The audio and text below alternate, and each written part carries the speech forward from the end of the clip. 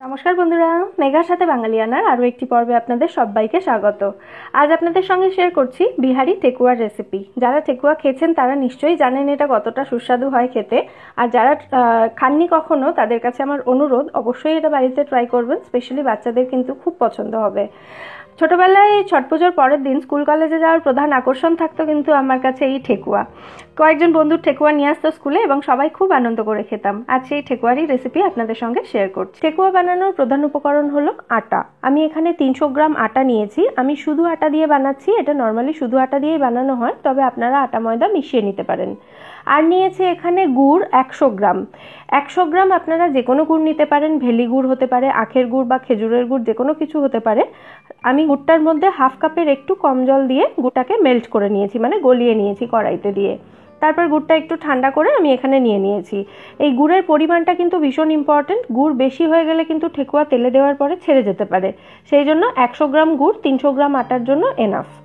আর রয়েছে এখানে কিছু ড্রাই ফ্রুটস। শুকনো নারকেল নিয়েছি। শুকনো নারকেল বাজারে কিনতে পাওয়া যায়।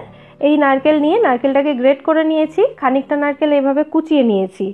আর নিয়েছি মৌরি 1 টেবিল স্পুন, 1 টেবিল স্পুন মতো কুচানো আমন্ড বা কাঠবাদাম, আর রয়েছে 1 টেবিল স্পুন মতো কিশমিশ কুচি। এই হচ্ছে আমাদের প্রধান উপকরণগুলো। আর এখানে রয়েছে সুজি 1 টেবিল স্পুন, তবে সুজিটা অপশনাল। তবে ঠেকুয়াতে সুজি দিলে কিন্তু ঠেকুয়াগুলো একটু মচমচে হয় বা ক্রিস্পি হয়। এরপর এর মধ্যে দিয়ে দিলাম আমি এলাচ গুঁড়ো 1/2 টিস্পুন মতো, সাথে দিচ্ছি ময়ানের জন্য ঘি 2.5 টেবিল স্পুন মতো। ময়ানটা অবশ্যই চেষ্টা করবেন ঘি দিয়ে দেওয়ার, কারণ ঠেকুয়ার আসল টেস্ট আসে কিন্তু এই ঘি দিয়ে ময়ান দিলেই।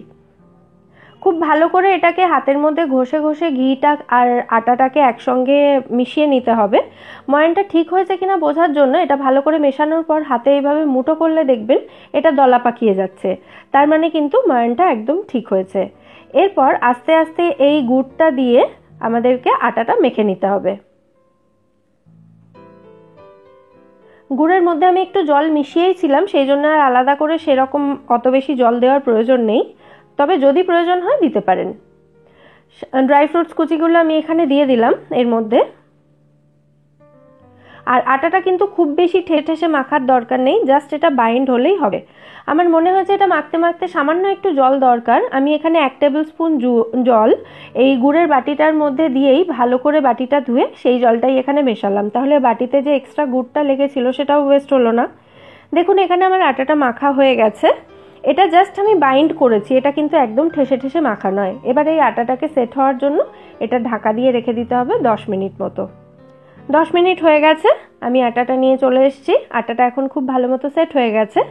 এবার এর থেকে কিছুটা পোর্শন নিয়ে এই আটার ডোটা থেকে হাতের মধ্যে প্রথমে মুঠো করে ভালো করে বাইন্ড করে নিতে হবে।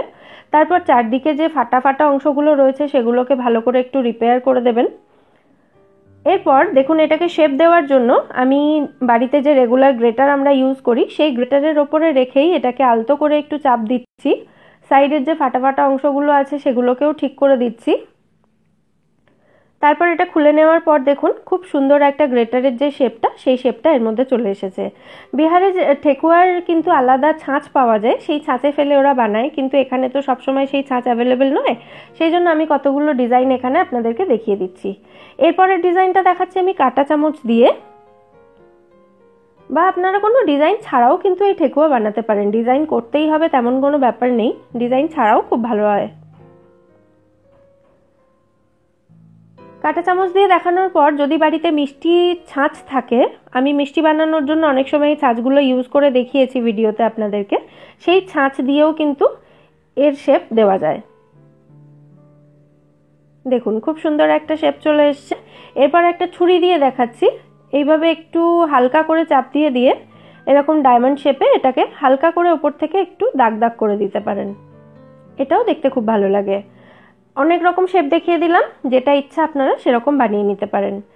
আমাদের সবকটা ঠেকুয়া এখানে রেডি হয়ে গেল। যে পরিমাণ আটা নিয়েছিলাম তাতে আমাদের 10টা ঠেকুয়া এখানে তৈরি হয়েছে। ঠেকুয়াগুলো ফ্রাই করার জন্য এখানে আমি একটা কড়াইতে খানিকটা রিফাইন্ড অয়েল দিয়ে গরম করে গ্যাসের ফ্লেমটা একদম লো করে দিয়েছি। এবার আমরা এই তেলের মধ্যে ডোয়ের একটা ছোট্ট পার্ট দিয়ে দেখে নেব যে ঠেকুয়াগুলো ফ্রাই করার জন্য রেডি কিনা। এই স্টেপটা কিন্তু ভীষণই ইম্পর্টেন্ট, স্পেশালি যারা প্রথমবার ঠেকুয়া বানাবেন তাদের জন্য। অনেক সময় দেখা যায় ঠেকুয়াগুলো দেওয়ার পরেই, তেলের মধ্যে দেওয়ার পরেই সেটা গলে যাচ্ছে অথবা ছেড়ে ছেড়ে যাচ্ছে। সেটা হয় কিন্তু যদি ঠেকুয়ার যে ডোটা তৈরি করেছি তার মধ্যে ঘি অথবা মিষ্টির পরিমাণ বেশি হয়।